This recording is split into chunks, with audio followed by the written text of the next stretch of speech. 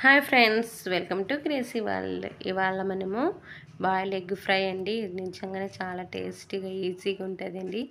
ఇదైతే చాలా టైం తీసుకోదు.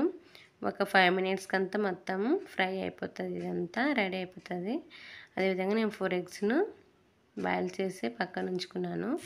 ఎందుకంటే 25 మినిట్స్కి అంతా మంచిగా కుక్ అయిపోతుంది.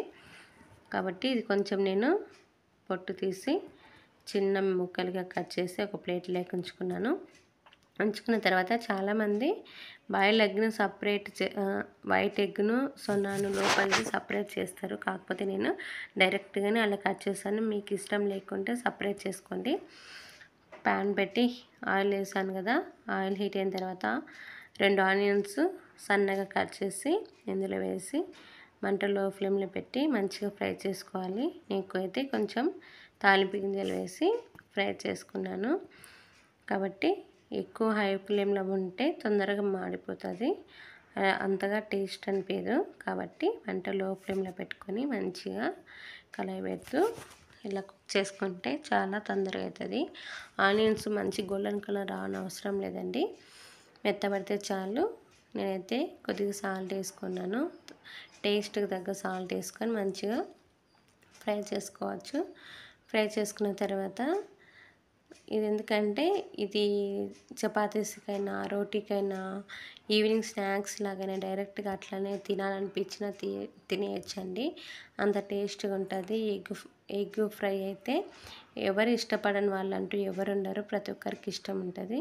కొద్దిగా కరివేపాకు వేసి మంచిగా ఫ్రై చేశానండి. దీంట్లో అల్లం పేస్ట్ వేసే వాళ్ళు వేసుకుంటారు, కానీ అది వేయకపోయినా ఇలా వట్టిగా చేసుకున్నా కానీ చాలా టేస్ట్గా ఉంటుంది.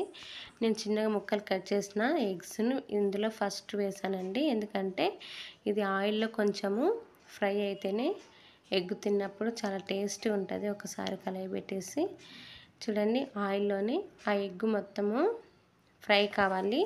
అందుకే నేను ఫస్ట్లోనే ఆనియన్స్తో పాటే ఆనియన్స్ మెత్తవన్నాకనే నేను ఈ బాయిల్ ఎగ్గులు ఉడకబెట్టినట్టు ఇందులో వేసి ఫ్రై చేస్తున్నానండి. ఎందుకంటే ఆయిల్లోనే అవి కానీ మంచిగా ఫ్రై అయినాయనుకో తినేటప్పుడు చాలా టేస్ట్గా ఉంటుందండి. కాబట్టి మీరు ప్రతి ఒక్కరు ఇలా ట్రై చేసుకోవచ్చు. నేను చిటికెడు పసుపు వేసి మంచిగా ఫ్రై చేసుకోవాలండి.